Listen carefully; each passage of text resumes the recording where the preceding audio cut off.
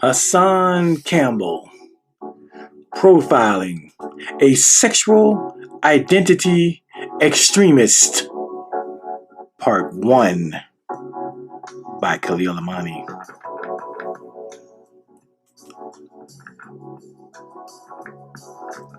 You ever met someone who classically throws rocks and hides their hands? The kid on the playground who instigates a fight between two other kids who clearly don't want to fight by stepping between them and saying, "Baddest man hit my hand." And then one of the kids hits the instigator's hand, and then the instigator hits the other kid and says, "There, he just hit you." And the fight's on. There are people in this world that instigate fights, wars, revolutions, and coup d'etats. People who are shit starters, rebel rousers, and agent provocateurs.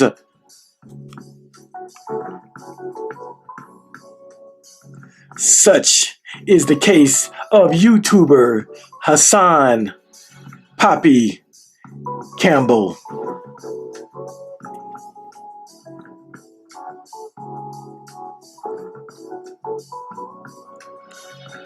Hassan continues to do the work of a demagogue, rebel rouser, and agent provocateur, most recently by going on his silly YouTube channel and airing a video of a bunch of grown-ass white men who claim that they were molested as children by men.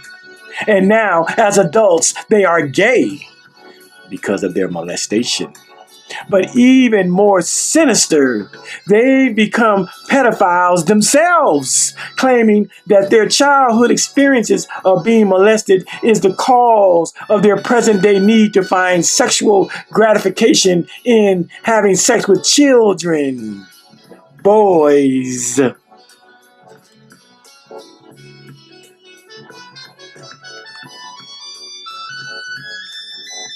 Hassan is shaping up to be what YouTuber Israel Doctrine has coined a sexual identity extremist. Someone whose views on human sexuality are dangerous, destructive, and cause for the death of people whose sexuality does not conform to his, notably homosexuals. Like those black identity extremists, those super pro-black so-called conscious community folk who fiend like they're ready to go back to Africa. Those blacks who scream, "Death to the white man." Those people of color who are dismissive of the terms black and African American. Those black folk who say incendiary and extremist shit against America and are put on our government's watchdog list and monitored by local authorities, the FBI, and Homeland Security. Those nationalistic and religious zealots who claim to be un-American and identify as more Israelite, RBG, Kemetic, Muslim, Hebrew, indigenous, native, etc., etc., etc. Hassan's sexual identity extremism rears its ugly head with the airing of videos whereby gay pedophiles openly discuss sexing children. And Hassan tries to make the case that these sexual deviants are representative of a larger populace of people and deserve death. I'm talking about the gays.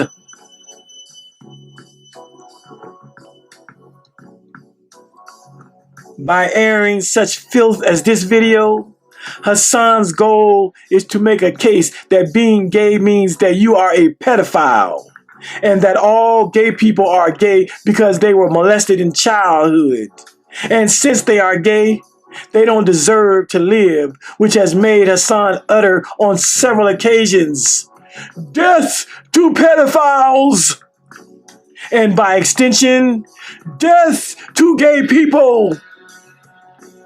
Hassan is a sexual identity extremist whose hate speech will one day be included in the RICO case he's building against himself.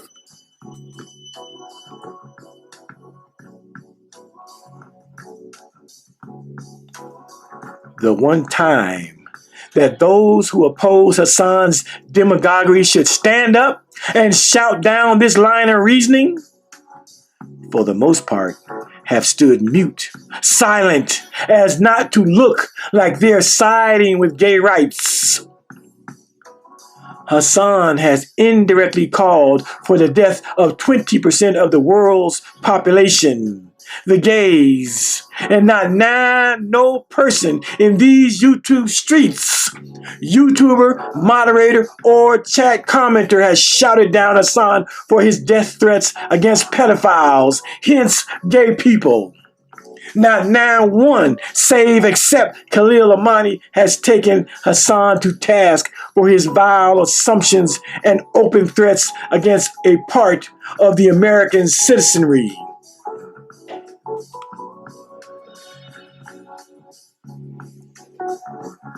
There can be a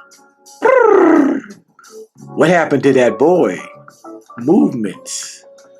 But if Hassan's rhetoric against gays is carried out, will we be asking,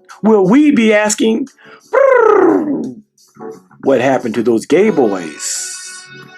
Will YouTubers be as concerned for the deaths of our gay young men? I'm just saying.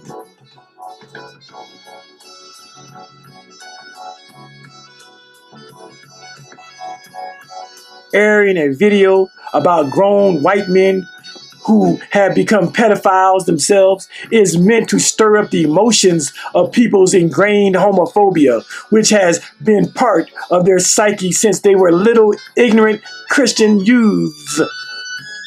Airing an incendiary video showing grown men openly expressing glee at being pedophiles is supposed to be a blanket statement about gay people, that gay people are inherently wicked, that gay people have pedophiliac proclivities, and therefore we should put gay people from amongst us.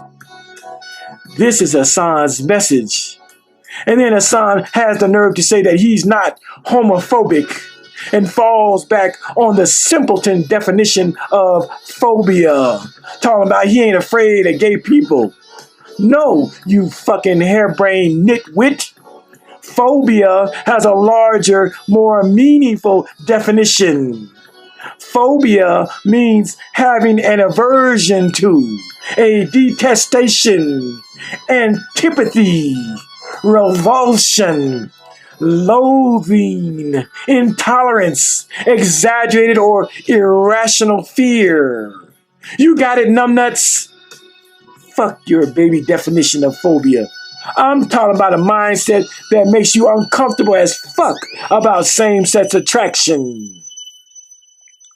I'm talking about a mindset that has you thinking homosexuality leads to pedophilia. I'm talking about a mindset where you want to kill people based on sexuality. This is the true definition of homophobia. Hassan is a hypocritical homophobe, and here's why.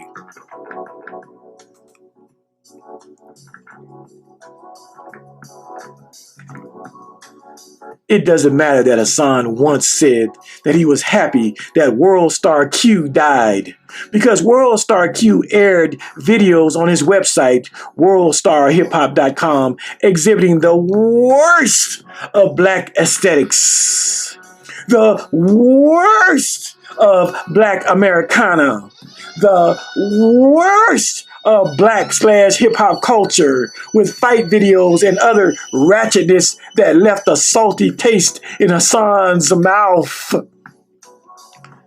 Kinda salty like the taste of Bambaata's cum, perhaps? I'm just saying. Hassan wants the world to know that those ratchet videos on worldstarhiphop.com are not representative of black people. Most black people don't act like a goddamn fool like the people in World Star Q's videos. Indeed, they don't. Conversely, most gay people don't act like the gay pedophile men in Hassan's nasty video. Like worldstarhiphop.com, who some say have set the black race back 100 years with its coonery and fuckery and stepid fetchness that some black people exhibit. Likewise, many in the LGBTQ community are repulsed by the aloofness and arrogance and nastiness of gays who would molest children. In stereotypical and hypocritical fashion, Hassan thinks it's okay to air the worst of gay America's nastiness, but is happy that World Star Q, the once purveyor of black America's nastiness, is dead. World Star Q deserved death for making black people look like savages with his fight videos. If that be the case, how should the masses of respectable gay people feel about Hassan when he airs the worst of gay people's foolery? Perhaps they think Hassan deserves death as well. Stereotyping the worst of a people's culture is criminal. Hitler was the master stereotyper.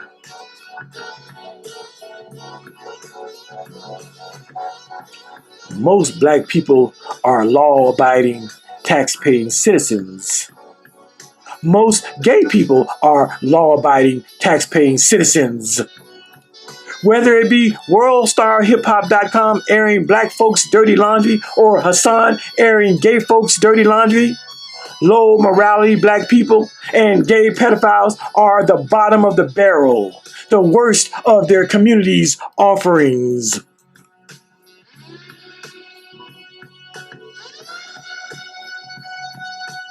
For indeed, Hassan is a sexual identity extremist, a rabid homophobe that's so far removed from our first world free and democratic society and the rights of sane gender-loving gay people that he would put his own transgender daughter's head on the chopping block of public opinion. Hassan's incendiary and pedophilic videos showing the worst of the LGBT community helps create an atmosphere whereby his own transgender daughter could be hurt or killed. Hassan's hatred for gay people is greater than the love he had for his boy child who became a woman. Hassan is going to get his transgender daughter killed. And God forbid that his transgender daughter is killed by some homophobe. Hassan will then have bloodstained hands because he helped create an environment and atmosphere whereby someone would think it was okay to take a transgender person's life. This will be the day that Hassan has thrown rocks and hid his hands. He will want to exact revenge on the perpetrator of his transgender daughter's death, never understanding that his words against gay people, his incendiary videos against gay people, his stereotyping of gays as pedophiles has made him complicit in his daughter's death.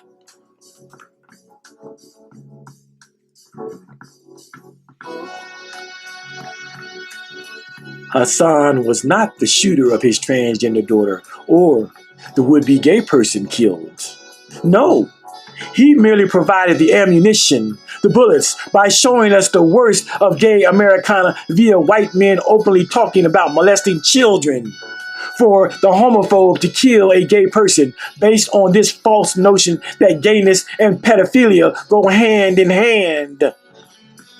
This is the truest example of throwing rocks and hiding your hands. In that day, Hassan will have become like a young minister Farrakhan who wrote vicious and incendiary commentary on Malcolm X in the Nation of Islam's newspaper, who helped create a climate for the death of Malcolm. And when the evildoers murdered Malcolm, we looked at the shooters without giving a proper deconstruction of all who set the tone and created the climate for Malcolm's death.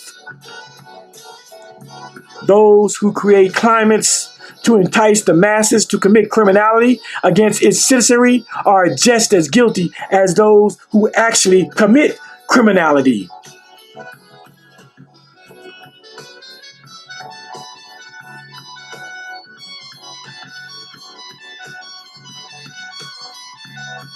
Hassan is a sexual identity extremist. Just think about the countless sexual situations that Hassan has commented on. From his own molestation and statutory raping and sexual relationship with Africa Bambaataa, to explicitly commenting on a video that circulated whereby a little girl performed oral sex on a man. Hassan graphically told us how experienced the little girl was at performing fellatio, sucking penis, and then going on to compare the little girl's vagina to the circumference of his on-air Disney cup that he wraps his soup cooler's lips around, to telling a YouTuber that he'd stick heavy dick in his children, to always imagining that a man has to have a ginormous penis. 13 inches seems to be Hassan's favorite imaginary length. Right on down to being fixated with Khalil Amani's penis when he was 10 years old. End of part 1.